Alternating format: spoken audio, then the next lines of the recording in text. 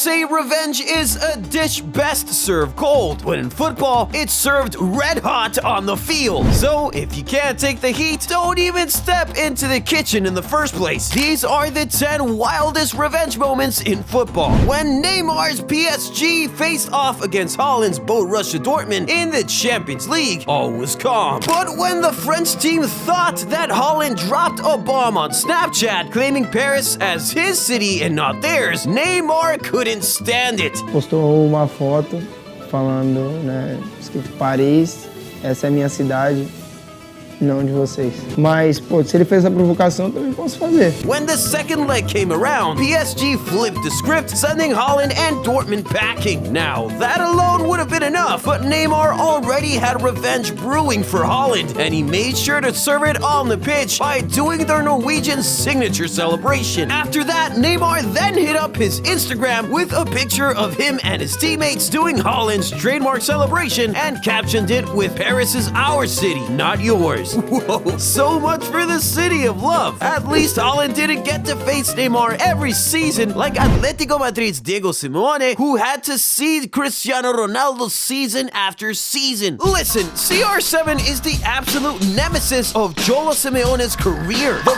bane of his existence. For years, Atletico Madrid's boss was haunted by Cristiano Ronaldo's Real Madrid heroics, but in 2019, it got really interesting. Ronaldo had left Madrid for Juventus in 2018, and Simeone thought he'd finally gotten rid of this guy. Juventus were a weaker team compared to the Madrid Giants, and when Atleti was drawn against Juventus in the quarterfinal of the Champions League, Simeone got mad confident. The first leg, Atletico took a 2-0 win, and Cholo went wild.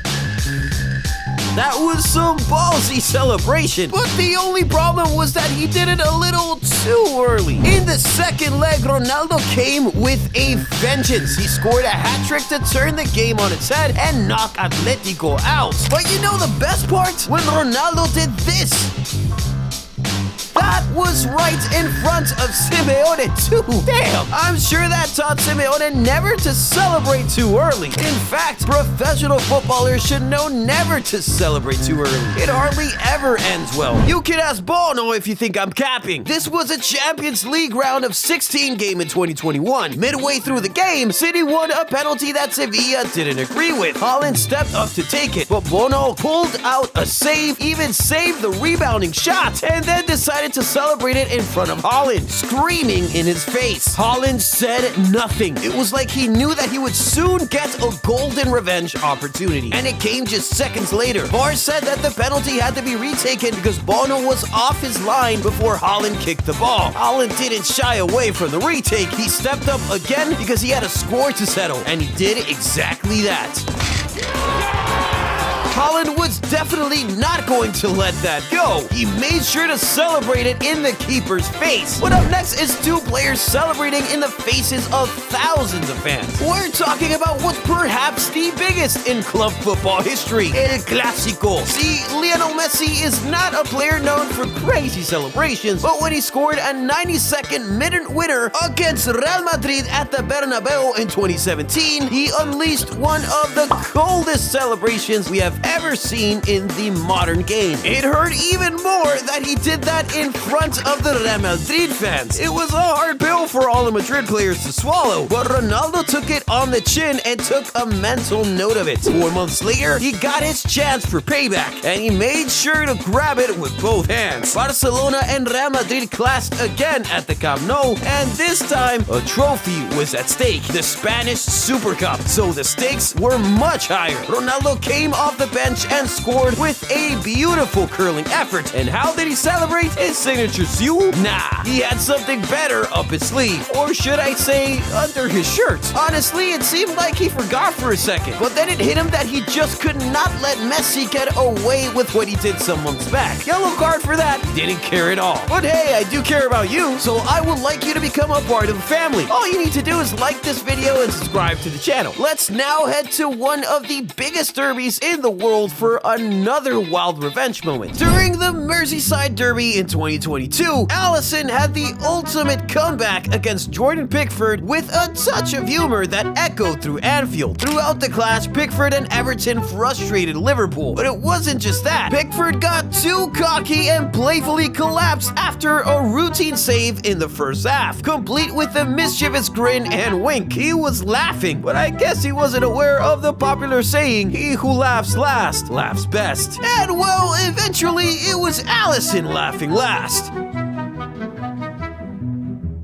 Well, I guess it's safe to say Alisson and the Liverpool supporters laughed best that day. You know who also laughed best? Barrow AFC on their TikTok. These guys did not only get their revenge, they also made sure to rub it in the faces of their opponents. Watch this!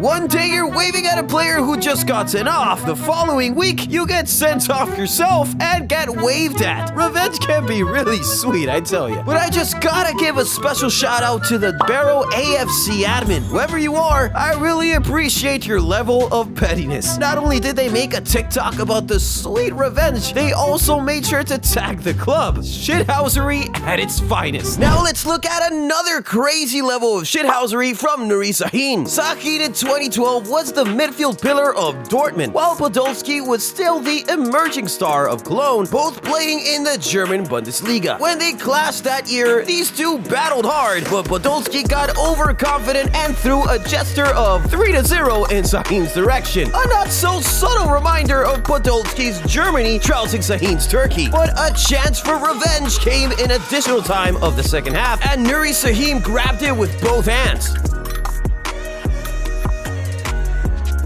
Bro, he ran half the length of the pitch just so he could celebrate right in front of Podolski. Don't you just love it when a player is this dedicated to revenge? It's not enough to score the winner in the dying seconds. You gotta rub it in your op's nose, too. See, celebrating in front of a guy that just taunted you is peak revenge, and Robin Van Persie certainly knows all about that. After conquering England, Van Persie decided to make his last moves count in Turkey, choosing Fenerbahce for his final chapter. The moment came when Ozcan Özyakup, the Dutch-Turkish midfielder, crossed paths with Van Persie during a match between hot rivals Fenerbahce and Besiktas. Words got exchanged, and a mysterious gesture from Ozan annoyed Van Persie. How dare he! RVP was not going to wait for weeks or months to take revenge. He was going to do it in that same damn match. First, he smashed a free kick right into the guy's face, and then in the 71st minute, Van Persie hit the jackpot with a goal, and look